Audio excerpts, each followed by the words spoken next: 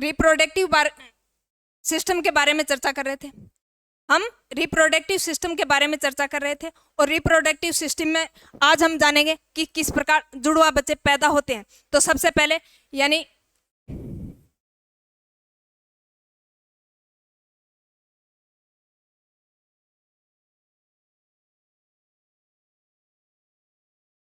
ये क्या है, मादा जनन तंत्र। मादा जनन तंत्र, उससे पहले थोड़ा जान लेते हैं। शुक्राणु होता है मेल में और अंडाणु होता है फीमेल में।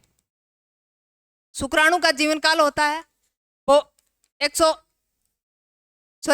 मिनट होता है। कितना होता है? 30 मिनट होता है। एक बार में कितने शुक्राणु की आवश्यकता होती है? तो 7 ml। 7 ml। और संख्या की बात करें तो लगभग 20 लाख। तो इनका जीवन काल छोटा होता है यानी 30 मिनट होता है। और यहाँ पे क्या बनते हैं? अब देखो यहाँ पे बनते हैं अंडाणु, और अंडाणु बनते हैं फिलोपियन ट्यूब में। कहाँ बनते हैं? फिलोपियन ट्यूब के अंदर अंडाणु बनते हैं और फिलोपियन ट्यूब में अंडाणु बनते हैं। और ये आपको पता है यानी जनवरी महीने में अगर इस साइड अंडाणु बन रहे हैं तो फरवरी में इस साइड बनेंगे, फरवरी में अगर इस साइड बन रहे हैं तो मार्च में इस साइड बनेंगे। दोनों एक साथ नहीं बनेंगे। अगर मान लीजिए यहाँ से वेजाइना के द्वारा सप्रम आते हैं और सप्रम में टेल होती है और ऐड होती है। टेल क्यों होती है? क्योंकि इसके अंदर माइटोकॉन्ड्रिया होता है जो इसको क्या करता है? गति प्रदान करता है। अब जैसे ही ये सप्रम शुक्राणु किससे टकराते हैं? ओम से टकराते हैं। तो देखो ये क्या है? ओम। और यहाँ पे बहुत सारे क्या आते हैं? लाखों की संख्या में सप्रम आते हैं, लेकिन इनका जीवन काल शॉर्ट होता है, 30 मिनट होता है। और इस साइड गए वो तो वैसे खत्म हो जाएंगे क्योंकि इनको अंडाणु नहीं मिलेगा, और इस साइड गए वो भी खत्म हो जाएंगे। अब इस साइड आए हैं, इस साइड आए हैं तो इसमें लगभग एक ही जीवित रह पाता है, मोस्टली एक ही जीवित रह पाता है। कब तक? यानी जब तक वो ओम तक पहुंचता है। अब एक ही जीवित रहता है तो इसका जो शुक्राणु का जो न्यूक्लियस है, नाभिक है, वो अंडाणु के नाभिक से मिलता है। और जैसे ही ये दोनों मिलते हैं, दोनों मिलने के पश्चात फिर युग्मनज बनता है। फिर क्या होता है? भ्रूण पैदा होता है। और जैसे ही मान लीजिए युग्मनज बन गया, फिर ये 2 भागों में डिवाइड यानी स्प्लिट हो जाता है। जैसे ही ये 2 भागों में डिवाइड हुआ, दोनों भागों में डिवाइड होने के कारण यानी एक ही सप्रम था और एक ही ओम था, एक ही शुक्राणु एक ही अंडाणु। अब दोनों से एक बच्चा पैदा हुआ, फिर बाद में स्प्लिट हुआ है। अब बाद में स्प्लिट होने से यानी बच्चे कैसे पैदा होंगे? जुड़वा। और वो भी कैसे? आइडेंटी जुड़वा। आइडेंटी जुड़वा। और आइडेंटी जुड़वा की विशेषता क्या है? इसमें सेक्स सेम होता है, सेक्स सेम होता है और शक्ल भी सेम होती है। बिल्कुल है, शक्ल सेम, सेक्स भी सेम। अगर दोनों लड़का है तो दोनों लड़के होंगे, अगर दोनों लड़की हैं तो वो भी दोनों लड़कियां ही होगी। अगर यानी इस अंडाणु से लड़की का जन्म हो रहा था और विभाजन होने के पश्चात हुआ तो दोनों ही लड़कियां पैदा होगी। अगर उससे पहले अगर लड़का था तो अगर स्प्लिट होने के बाद भी रहेगा तो दोनों के दोनों लड़के रहेंगे, यानी दोनों के सेक्स सेम होंगे और शक्ल भी बिल्कुल सेम होगी। इस प्रकार देखो यानी बिल्कुल सेम।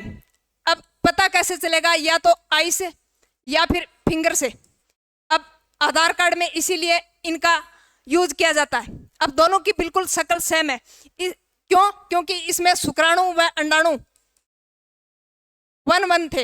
एक एक शुक्राणु व अंडाणु, एक एक शुक्राणु व अंडाणु से आइडेंटी जुड़वा पैदा होते हैं। क्या? आइडेंटी जुड़वा बच्चे पैदा होते हैं। अब बात करते हैं अनआइडेंटी जुड़वा की। किसकी? अनआइडेंटी जुड़वा की। उसमें कैसे होता है? उसमें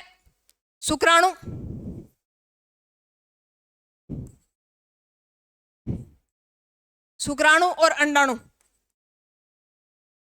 दोनों मिलते हैं, लेकिन यहां तक आते आते मान लीजिए 2 शुक्राणु है वो जीवित रह गए और 2 ही अंडे क्या रह गए? जीवित रह गए।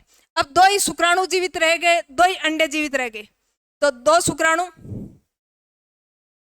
और 2 ही अंडाणु। अब दोनों का फर्टिलाइजेशन होता है और दोनों के न्यूक्लियस मिलते हैं यानी अंडाणु का भी नाभिक मिलता है और शुक्राणु का भी नाभिक मिलता है। 2 अंडे और 2 ही शुक्राणु। अब इनसे बच्चे पैदा हुए, लेकिन इनका स्पर्म अलग है और इनका अंडा भी अलग है, इनका शुक्राणु भी अलग है, इसका अंडा भी अलग है, यानी दोनों अलग अलग हैं, तो सेक्स अलग अलग होंगे, ठीक है, अलग अलग होंगे। और सेम भी हो सकता है, सेम भी हो सकता है, लेकिन मोस्टली क्या होंगे, अलग अलग होंगे।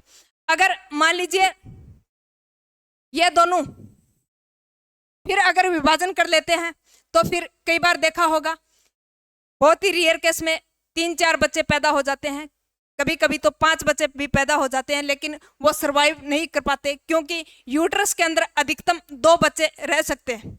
यूट्रस के अंदर यानी 2 बच्चों की कैपेसिटी है अधिकतम, लेकिन जो ये 4-4, 5-5 बच्चे होते हैं वो इसी वजह से होते हैं, लेकिन वो सरवाइव नहीं कर पाते, तो लास्ट में फिर एक ही बच्चा जीवित नहीं रह पाता।